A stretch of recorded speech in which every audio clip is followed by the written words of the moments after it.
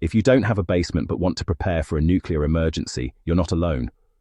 Most people don't have access to an underground shelter, but that doesn't mean you can't significantly improve your safety. I'm going to show you how to convert one room in your home into an effective improvised fallout shelter using supplies you can gather now and set up quickly when needed. This isn't about paranoia, it's about practical preparedness. First, let's understand what we're protecting against.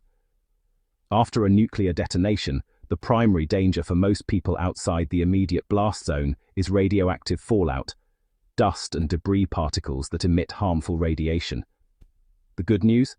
Radiation decreases rapidly over time. It drops by about 90% within the first 7 hours and continues declining. The key is having enough shielding mass between you and the outside environment during those critical first 48 to 72 hours. Your goal: maximize the amount of dense material between you and the outside world, especially between you and the roof and any exterior walls. Room selection is critical. Your best options. First choice, a first-floor interior room with no exterior walls like a bathroom, closet, or hallway. Interior bathrooms are excellent because they're typically small, centrally located, and already have plumbing for water access. Second choice, a first-floor room with only one exterior wall, preferably on the side of the house away from likely fallout direction. Avoid upper floors if possible. Remember, fallout settles on your roof. Each floor below the roof adds protection. Also avoid rooms with large windows or multiple exterior walls. The smaller the room, the better. Less space means easier to shield and more efficient use of supplies. Here's what you need to acquire and store now. Shielding materials, heavy-duty plastic sheeting or tarps, duct tape and painter's tape, books, lots of them for dense mass, bags of soil, sand or cat litter, about 25 to 50 bags of 40 pounds each, bottled water cases, which are great for both hydration and shielding, furniture you can move, wooden boards or plywood sheets, and bricks, concrete blocks or pavers if you can store them. Now, survival supplies. Water. 1 gallon per person per day for at least 14 days. Non-perishable food that requires no cooking. A battery or hand crank radio. Ideally a NOAA weather radio, flashlights and extra batteries. A first aid kit. Prescription medications for a 30-day supply, a toilet setup using 5-gallon buckets with trash bags and kitty litter, hygiene items like wet wipes, hand sanitizer and toilet paper, N95 or 100 masks for if you must go outside, plastic bags for waste, and some entertainment. Books, cards, anything you can use offline. Store these supplies in or near your chosen room so you can access them quickly. If you receive warning of a nuclear event, here's your action plan.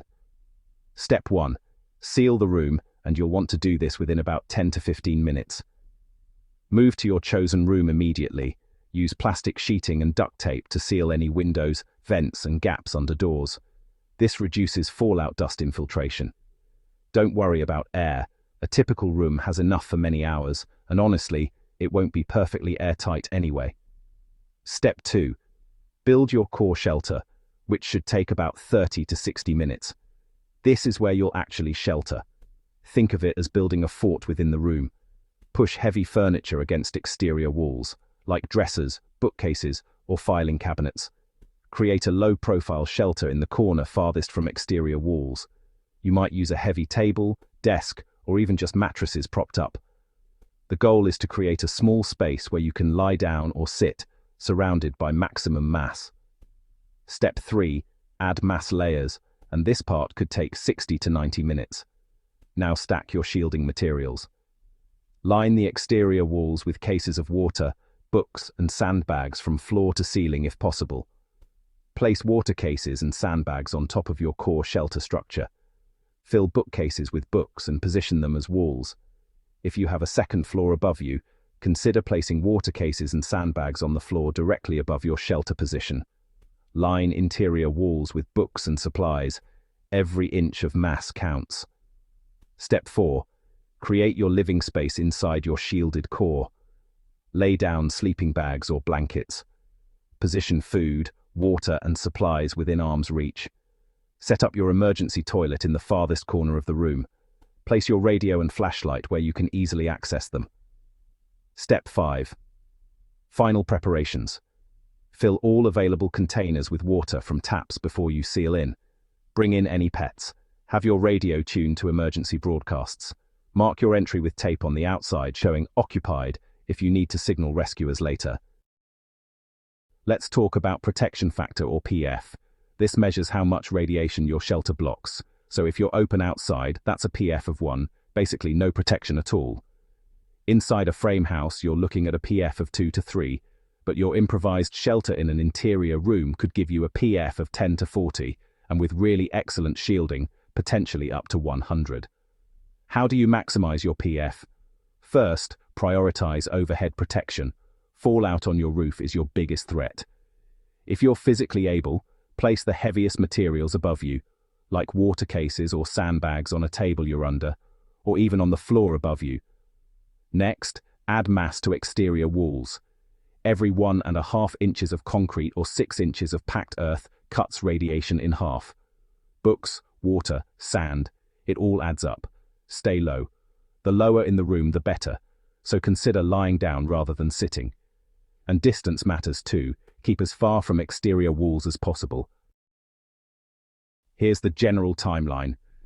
For the first 24 hours, stay inside no matter what. Radiation levels are at their highest during this period.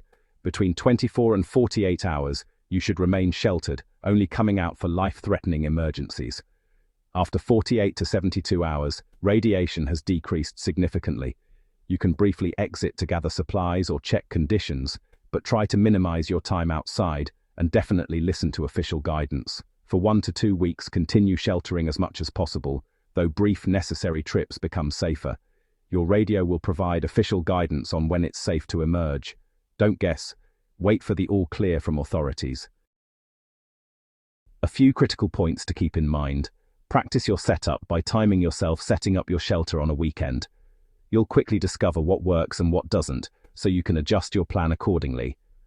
For ventilation, you can briefly open your sealed room every few hours to exchange air if needed after the first 24 hours. CO2 buildup can be a concern in very small spaces, but honestly, most rooms are large enough for several days. Psychological preparation is also important. Sheltering can be mentally challenging, so prepare some entertainment, plan activities, and if you're with others, discuss expectations beforehand. For children and pets, have comfort items ready and explain the situation calmly and honestly in age-appropriate terms. If anyone has special needs, make sure you account for medications, medical equipment, infant formula, or any specific requirements for your household. And just remember, this isn't permanent construction. You're not modifying your home. When the emergency passes, you can return everything to normal. Want to go further? Consider keeping a dedicated shelter kit with supplies already packed. You might want to store a HEPA air filter you can run briefly if you have power. It's a good idea to include maps and important documents in waterproof bags and have some cash on hand since ATMs may not work. Create a family communication plan and learn about nuclear preparedness from official sources like ready.gov.